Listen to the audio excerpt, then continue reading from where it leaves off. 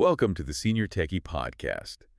There are like 45 million adults walking around right now with a condition that, well, drastically increases their risk of a heart attack. Yeah, and the crazy part is they actively do not want to know they have it. Right, exactly. So today our mission is to empower you to understand this really common health condition, sleep apnea, and to confidently master the technology used to treat it. Because we've gathered some really fascinating research to help make sense of this. We have data from the National Sleep Foundation, a massive Imperial College study, and this really interesting trial out of the University of Arizona. And, that reluctance to get diagnosed is just alarming when you look at the physiological toll of leaving sleep apnea untreated. Oh, absolutely. The Imperial College study tracked over 20,000 patients. They found that people with obstructive sleep apnea, or OSA, have a massive 71% higher risk of cardiovascular events or death. Wait, 71%? That is, wow, a staggering jump.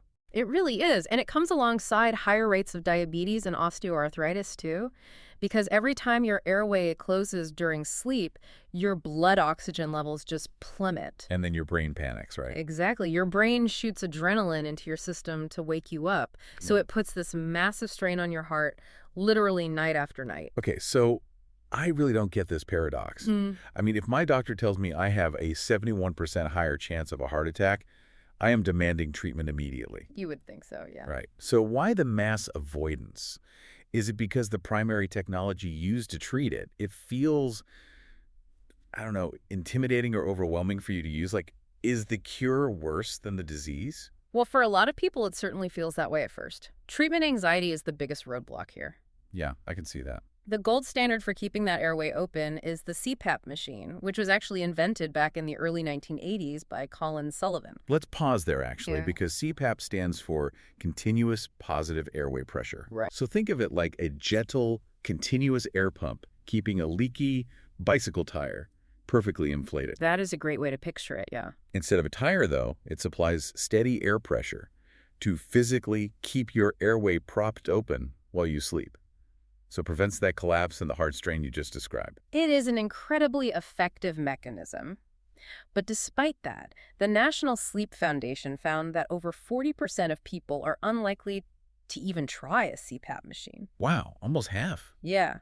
And of those who are actually diagnosed and prescribed one, 31% just simply stop using their treatment. I guess bringing a medical-grade mask and a hose into your bedroom can feel really alienating and, overwhelming. Exactly. It's a lot to get used to. Right. You're trying to sleep, not go scuba diving. So how do we bridge that gap for someone who really wants to protect their health, but feels intimidated by the equipment? Well, the University of Arizona study found a brilliant solution to this exact tech hesitancy.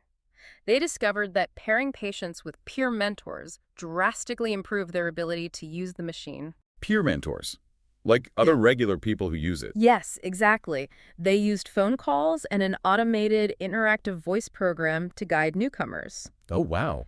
Yeah, so instead of a doctor just handing them a dense manual, these experienced users actually talked them through the specific anxieties. That makes so much sense. Right. They explained how to adjust the straps so it doesn't pinch, or how to manage that feeling of claustrophobia in the middle of the night. It's basically using human connection to solve a technology problem. Yeah. Having someone say, I felt panicked on night 2 as well, and here's how I fixed it.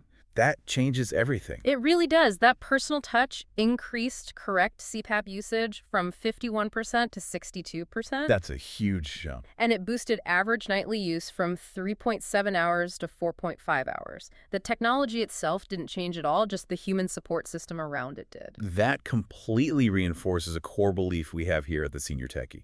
You are deeply capable of mastering new technology, especially when you are supported by a community that speaks your language. Absolutely. You never have to figure it out all alone in the dark. Exactly. Which leaves us with a final provocative thought to ponder.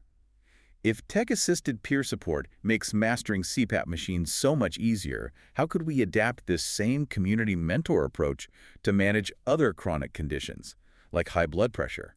That is a really great question to think about. This podcast was brought to you by the Senior Techie. It's available on Apple Podcasts, YouTube, and Spotify. If you'd like to receive their free newsletters, you can subscribe at subscribe.theseniortechie.com.